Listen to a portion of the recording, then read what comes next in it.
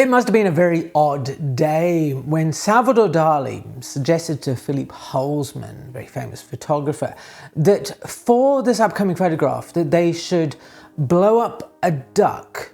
How's it? It must have been a completely surreal situation to be in, with Philippe Halsman and Salvador Dali kicking around ideas for a forthcoming photograph that Halsman wanted to create. And considering that this resulting image of Dali Atomicus took 26 shots to get right, it's probably a good idea that they suggested changing out the duck for some cats. This image is one of the most famous images in the world of Dali leaping into the air, painting as everything flies around him, and there's a splash of water and 3 cats are jumping across the screen. But it wasn't so simple to take, because of course these days you would just use Photoshop, but this is a real live image. Everything in here actually happened. Now granted, the easel, the footstool, the chair, those things are somewhat simple to arrange. The easel and stuff were hung from the ceiling and later the wires were retouched out. The chair was held by an assistant. But the cats and the water and Dali jumping are all true to life. And of course, because there was no such thing as Polaroids, because there was no tethered shooting or anything like that, Philippe Halsman had to, within each frame, run upstairs, develop the image, print the image, and see if it actually worked. All the while, his wife is downstairs mopping up all the water, drying off the cats, indeed herding the cats, and I'm sure by this point they're probably not particularly happy about anything.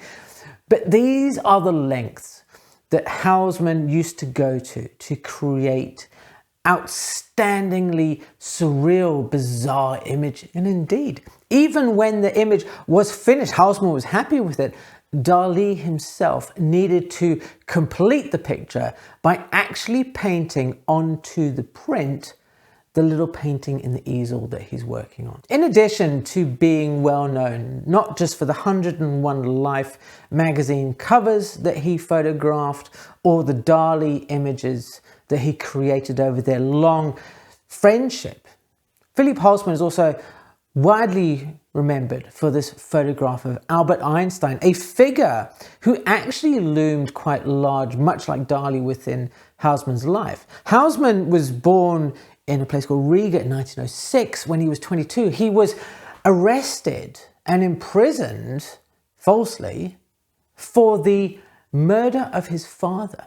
And in fact was released early because Albert Einstein himself had written a letter suggesting that, Halsman be released. In the 1940s, when Halsman was in Paris and the Germans were moving in and he fled south to Marseille, his wife and his child had gone off to America already, but Halsman was informed that it would take 7 years for him to get to America because he had a Latvian passport. And they said, we're only letting 18 Latvians in per year. And once again, Einstein came to his rescue and allowed or helped grease the wheels for Halsman to go over to America and embark on this fantastic career, photographing celebrities, surrealists, poets, all manner of things in this unique and stunning way.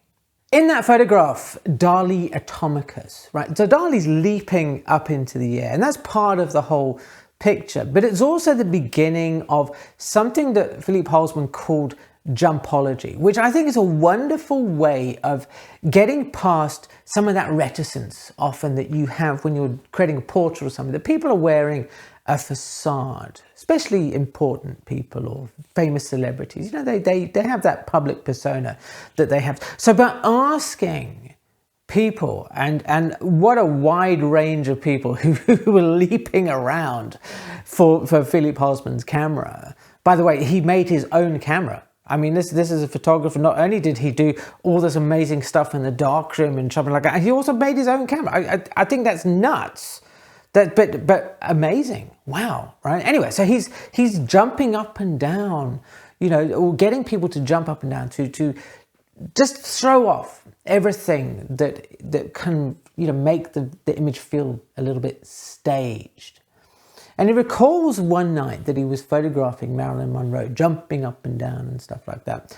And it took them over 200 leaps to get something that was working for both of them. And Marilyn said, look, I don't mind staying here, jumping up and down for you until, even if it's 4 a.m. I think that's a wonderful measure of how involved in the process people must have felt when being photographed by Philippe Halsman. What a great story that here's somebody creating images, putting the effort in. The Dali images, there was so many attempts, and a lot of them you could have gone, well, it's not quite working, or this will do, this will be good enough.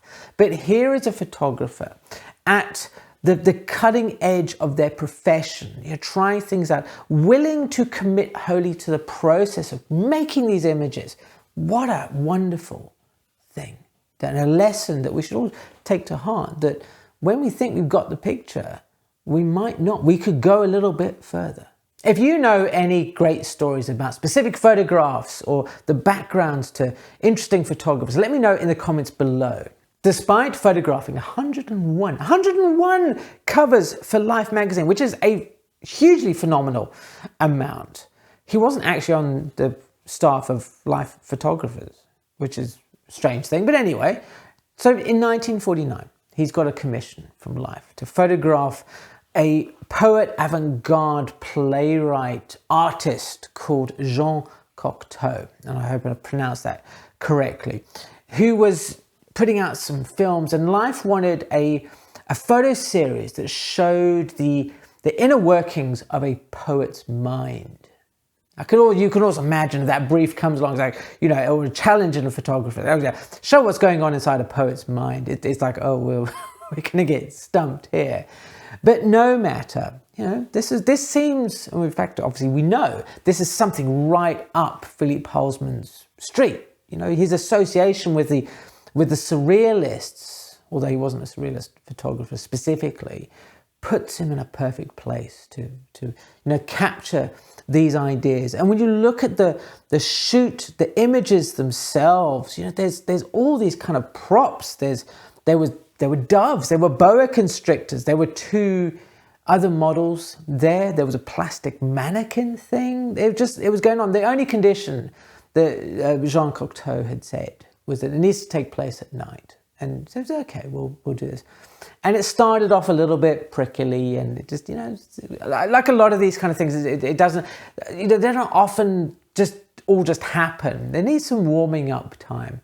And eventually the session got going and things kind of warmed up a little bit, and they started to create some really wonderful images. I think some of these photographs are both so simple in idea, and yet they feel otherworldly. They feel like this is a bizarre concoction. This is the beauty of that. I think when you look at Philippe Halsman's photography, that he has, on one hand, a very traditional, a very set in your sort of ways, simplistic style, 2 lights, sharp lens, done deal, right? But then he also has throwing cats in the air and boa constrictors and hands coming out of walls and darkroom jiggery pokery, which he said himself that often going into the darkroom, changing things around, playing with the tones and things like that, you end up with a very different photograph from the one that you actually envisioned in the first place. These days people make a lot of shtick about, it's Photoshopery and stuff like that is a bad thing. But people were doing crazy things in a darkroom long before Photoshop was around. And we don't look at it now and go, oh, but he's doing things. We revere it. So I find that a very interesting little thing. It was a bit of a digression away from Philippe, right? So, he's doing all these images, and it's a mark of, I think, utmost respect that in the end there was a photograph And in the article I was reading about this, they used the word Janus, which I loved, because I haven't heard Janus since my theatre days with like a Janus plug. Now Janus, if you don't know, is a Roman two-faced god. It's a bit like Harvey Dent in Batman. And a Janus plug is one that has two faces on, so you can plug into both sides of the socket. And wow, love it. Love this picture. Again, simple image. But Jean Cocteau, he loved it so much that he actually copied it as a drawing, and for the rest of his life, I believe, that was his signature and was used in the cover of one of his books, although that may be me misremembering something. But those are kind of the ways that people are holding Philippe Halsman in high esteem. His work, it is glorious to look at, to see the feelings that are brought to life with his photographs. In some respects, a successor to Philippe Halsman was Jerry Olsman, right? I'm going to make sure I say those two correctly. And he recently passed away. If you want a sneak peek at some of his work before I do a longer version, check out this video over here. Thank you ever so much for watching, and I will see you again soon.